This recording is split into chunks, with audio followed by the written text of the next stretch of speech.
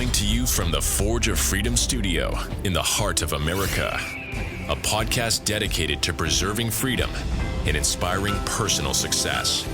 Freedom is born and lives through you, the individual, and it dies in the shadows of tyranny. Motivating our listeners to become well-rounded, freedom-minded people with the body of an athlete, the mind of a stoic, and the spirit of a warrior. The tree of liberty lives on through you, the Forge of Freedom. And now here's your host, Alex Ooley. On count one of involuntary manslaughter as to Madison Baldwin, we find the defendant guilty of involuntary manslaughter. On count two of involuntary manslaughter in regards to Tate Muir, we find the defendant guilty of involuntary manslaughter. On count three as to involuntary manslaughter regarding Hannah St. Juliana, we find the defendant guilty of involuntary manslaughter. And in count four of involuntary manslaughter against Justin Schilling, we find the defendant guilty of involuntary manslaughter. Thank you for allowing me to see it. Hello, everyone. Welcome to another edition of the Forge of Freedom podcast. I'm your host, Alex Ooley, and this is episode 100 of the Forge of Freedom. As you just heard there at the outset, I played a short clip from the verdict that showed Jennifer Crumbley being found guilty by the jury in Michigan of involuntary manslaughter for the death of 4 people who were killed at the hands of her son there at Oxford High School in Michigan. And of course, this was an interesting case for lots of reasons. Her son, whose name I won't mention, because oftentimes mass killers, mass shooters shoot for the purpose of notoriety. They kill so that they might be remembered, they might become famous even for an awful and tragic reason. So I won't use their name for his name for that reason. But back in 2021, he killed 4 people, shot numerous others at Oxford High School, and the prosecutor, interestingly, brought criminal charges against his parents. The facts of the case are interesting. There appeared to be some warning signs that the shooter, the killer, was maybe unstable. But the question, of course, is whether or not the parents had any duty to the people who were killed, and whether or not there was any foreseeable harm to them as a result of their son's mental state or some other circumstance. This is, from my understanding, the first case like this in the United States where parents have been held criminally liable for the actions of their child, at least for the killing perpetrated by their child. Now, notice I did say criminally liable. It's possible, and parents have been sued civilly for the actions of their child. But what's interesting is that in a criminal case, the standard of proof is much higher. First of all, in a civil case, the plaintiff has to prove their case by preponderance of the evidence, which just means more likely than not. In a criminal case, the prosecutor has to prove the case beyond a reasonable doubt. So it has to be the prosecutor has to meet a much higher burden of proof, well beyond preponderance of the evidence. And furthermore, the state of mind that the prosecutor is required to show is more difficult. So in a tort case, in a civil case for personal injury of some sort, generally the plaintiff has to show negligence, simple negligence. And in a criminal case, normally, and there are different states of mind, what's called the mens rea, or the guilty mind. It's the mental state that the prosecutor has to show along with the actus reus, that is the criminal act. And ordinarily, they have to show either a malicious intentional act, a knowing act, or criminally negligent, which is generally gross negligence. So it's higher than a more culpable state of mind than simple negligence. So with an intentional act, they have to show that it's the explicit or conscious desire of the person to commit the act, the illegal or dangerous act. Here, that's obviously not the case. The parents weren't the ones who did the harm, who inflicted the harm. They apparently had no intent to inflict harm. So the prosecutor can't and doesn't have to show that. If they could have shown that, they would have charged murder more than likely rather than involuntary manslaughter. And I'll talk more about involuntary manslaughter here in just a moment. So there's intent, knowledge. So for instance, if a person is aware that their actions would have certain results but doesn't seem to care, for instance, if a person violently lashes out at someone, inflicting harm, maybe it wasn't their goal to inflict the harm, but they knew that their actions would likely result in the harm. So there's an intentional act of committing harm. There's a knowing act, that knowing your actions are likely to cause the harm. There's reckless. So in that situation, the decision to commit a certain action, despite knowing the high risk of harm. And then finally, negligence or criminal negligence in a criminal case, where this is the sort of the lowest level of the criminal mind that certain types of crimes require. So, for instance, like in this case, if a child is injured, I apologize, let me back up. So, for instance, a child might be injured because his or her caretaker failed to perform her duties and may be found guilty of criminal negligence or child neglect, for instance. Here, the prosecutor proceeded with the case against the parents, in this case, the mother.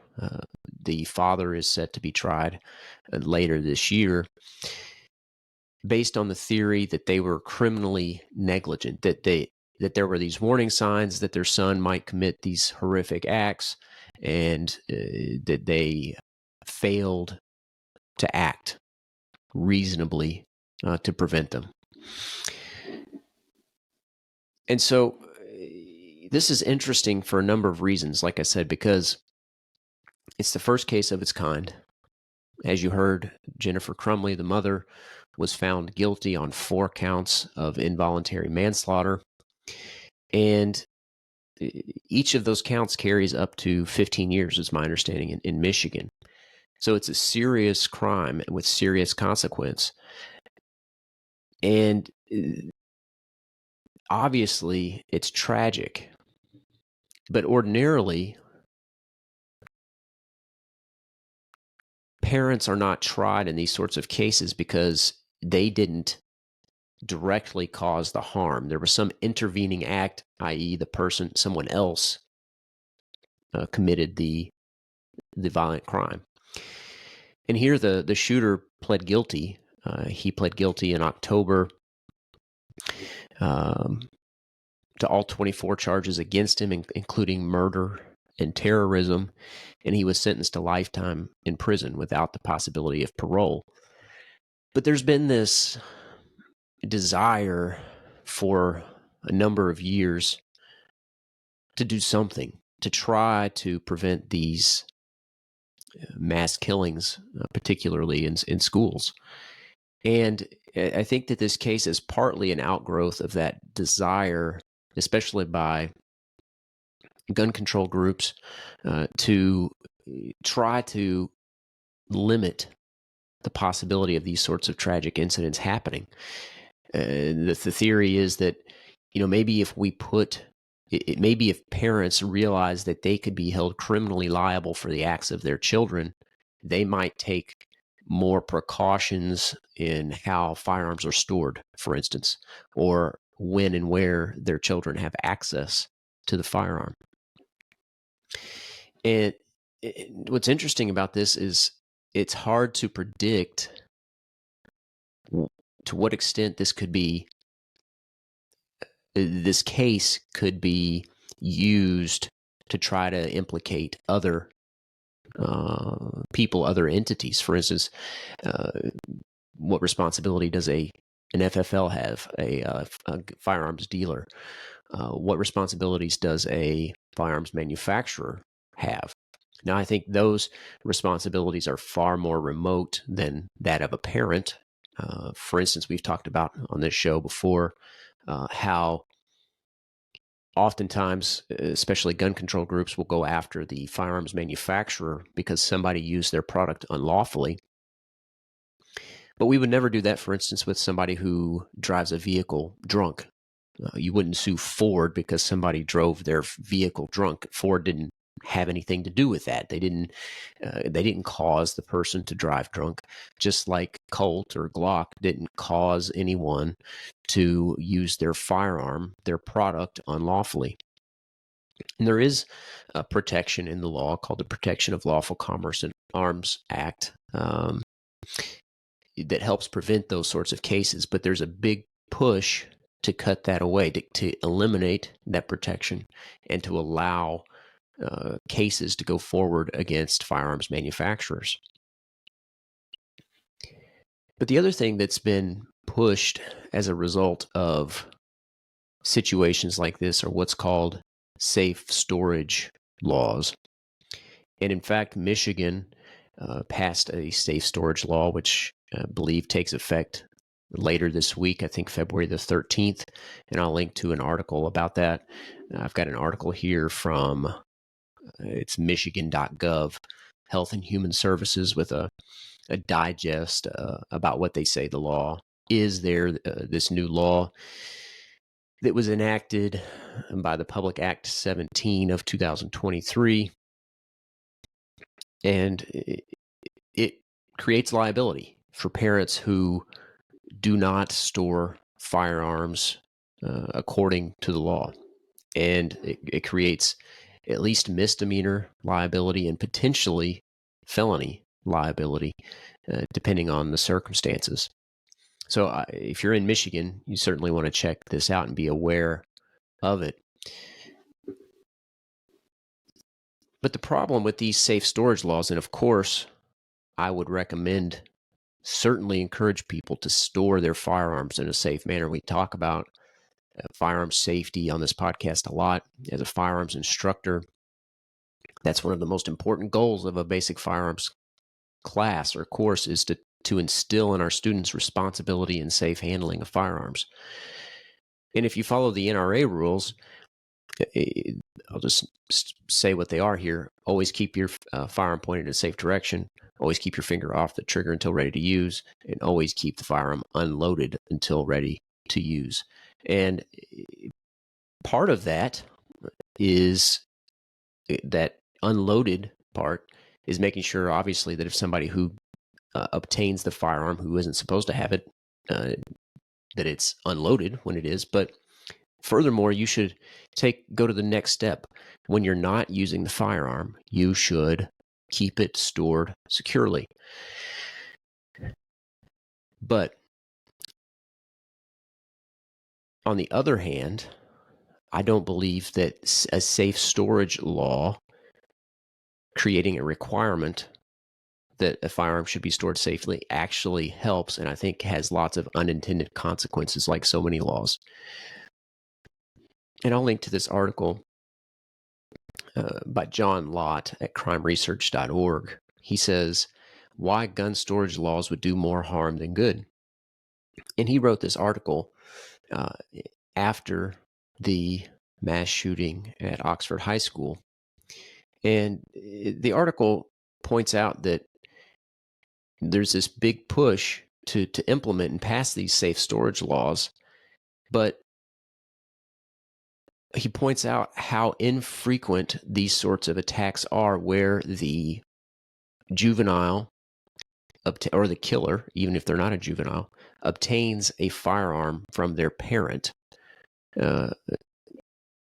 and how frequently people use their firearms in self-defense.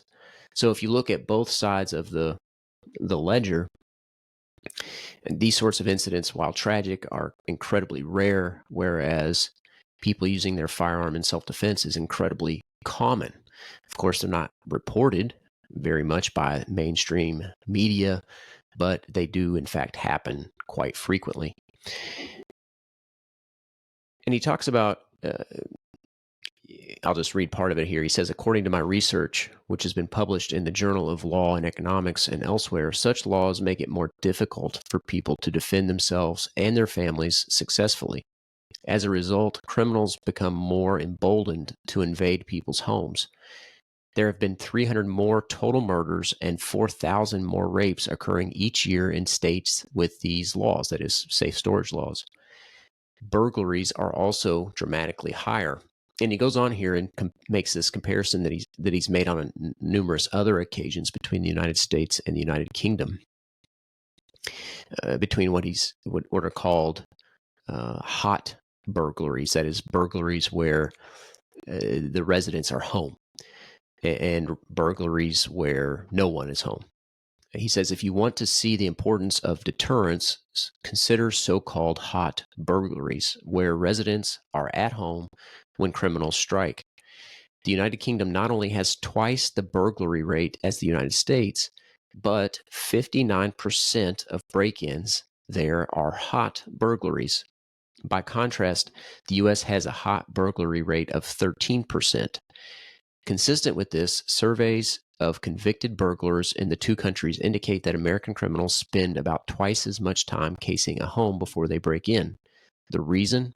They want to ensure that no one is home because it prevents them from getting shot. Similarly, American burglars frequently comment that they avoid late-night break-ins because that's the way to get shot. These are concerns that British burglars don't share, given the nation's strict gun laws. In the same vein, it's not surprising that crime rises when governments prevent people from defending themselves. Indeed, every place in the world that has banned guns has seen an increase in murders. So that's just part of the article there. But here he's pointing out that by having these safe storage laws in effect, you're emboldening criminals to burglarize homes because they know that the occupant of the home is less likely to have a firearm ready to use because of the possibility of liability for not storing their firearm according to these safe storage laws. So that's a significant implication. Another implication in my mind is how are these sorts of laws going to be enforced? And I think it invites a further invasion of our privacy. I think we have quite the totalitarian police state already, with many of our privacy expectations already eroded. I think that these would do more harm in that regard and would do no good. In fact, would cause more harm than good. And of course, these laws are pushed with good intentions most of the time, but they're good intentions with bad outcomes. So, like I said, this case, I'm optimistic about our individual freedom, especially as it relates to the right to keep and bear arms, especially post-Bruin. But these are the sorts of cases that can often result in bad law. These are tragedies that often result in bad law because there's always a call to do something. But that something that very few people have talked about is to take responsibility for your own life. And for these school districts who don't allow their teachers to be armed, shame on you, because no amount of hardening can prevent these sorts of tragedies. The best deterrent is a deterrent of knowing that there might be somebody there to stop you. So I think that arming teachers or allowing teachers to go armed is by far the best way to deter these sorts of problems, because what happens when a killer shows up anywhere, including a school, with a firearm? What do people do? You call 911 and hope that somebody shows up with a firearm. So the sooner that somebody can be there with a firearm to stop the killer, the better, the fewer casualties. And that's just a reality. So the solution to these sorts of problems is not to go out and try to criminalize every parent whose child does something wrong. It's not to pass gun laws that will do nothing and will cause more harm, like safe storage laws. It's to allow people to exercise personal responsibility and to defend themselves. That includes individuals at home, and it includes teachers in the school. So with that said, I will certainly post links to more information about this case. Again, it's the first time in the United States that a parent has been held criminally liable for the actions of their child. And I mentioned earlier, the mother here, Jennifer Crumbley, was charged and convicted of involuntary manslaughter. And of course, I talked about the different levels, the different states of mind, the different mens rea. But involuntary manslaughter occurs when one person kills another, resulting from an act or gross negligence. It also occurs when someone intends to cause bodily harm to another person, but without the intent to kill them. Okay, so here, obviously, like I said, the mother did not intend to cause the death of these 4 victims at Oxford High School. But, it'll be interesting to see if this case sets precedent for other cases like it around the country. And I think it's interesting here, too, if you look at, let's see if I can find it here. I'll put it up on the screen if I can find it quickly. The jury instructions, which are the final instructions that the jury gets before they deliberate about what the outcome of the case should be. Here I can't say that they made the wrong decision. Absolutely. To me, any negligence by the mother or the father here seems to be too remote, in my opinion. Of course, I'm not an attorney in Michigan. I am a criminal defense attorney in Indiana. But I think that they were probably culpable to some degree, but probably civilly, not criminally. Or if it was criminal, to a lesser degree than involuntary manslaughter. Again, this is something that carries 15 years for each count in Michigan. And the killer, the one who was truly responsible, already pled guilty. And let's see here. I'm looking for the jury instructions. Okay, so here we have the instruction. It's Michigan Criminal Jury Instruction 16.10, involuntary manslaughter. And it says, the defendant is charged with the crime of involuntary manslaughter. To prove this charge, the prosecutor must prove each of the following elements beyond a reasonable doubt. First, that the defendant caused the death of the deceased. That is, the deceased died as a result of whatever the act was that caused the death. And the prosecutor has to state what the alleged act that caused the death. And second, in doing the act that caused the deceased's death, the defendant acted in a grossly negligent manner. And then it says, for a definition of gross negligence, see Criminal Jury Instruction 16.18. And I'll scroll down to that. And it says, gross negligence means more than carelessness. It means willfully disregarding the results to others that might follow from an act or failure to act. In order to find that the defendant was grossly negligent, you must find each of the following three things beyond a reasonable doubt. First, that the defendant knew of the danger to another. That is, she knew there was a situation that required her to take ordinary care to avoid injuring another. Second, that the defendant could have avoided injuring another by using ordinary care. And third, that the defendant failed to use ordinary care to prevent injuring another when, to a reasonable person, it must have been apparent that the result was likely to be serious injury. So here, like I said, in this case with Jennifer Crumbley in Michigan, there were certainly warning signs. In fact, it's my understanding she'd been called into school the day of the killing, the day that her son committed these horrific acts, to talk about concerns. But who knows? I mean, I think just about everyone is in agreement that she could have and should have done some things differently, but did it rise to the level of gross negligence, and does it meet the definition set out in these criminal jury instructions for involuntary manslaughter? So I'll leave that with you. Like I said, I'm not a Michigan attorney. To my mind, it seemed like this was a verdict that probably goes too far. That the action or inaction of the mother was too remote from the harm that was caused by her son to be criminal negligence.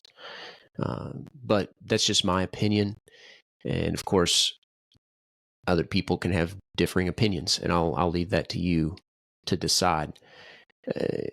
I'll also link, like I said, to the information about the safe storage laws in Michigan, along with the article by John Lott about the unintended consequences of these safe storage laws.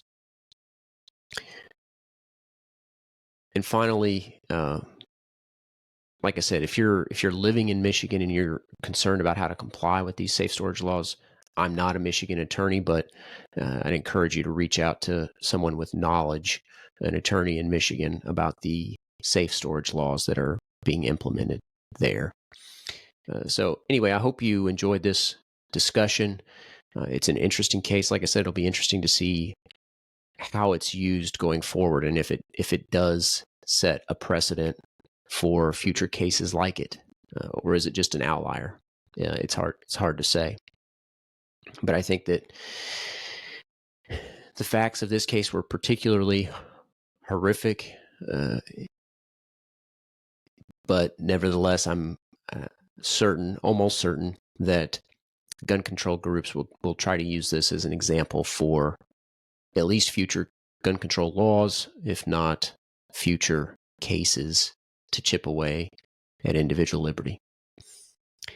All right, everybody, thanks for tuning in. Like I said, I hope you enjoyed the discussion.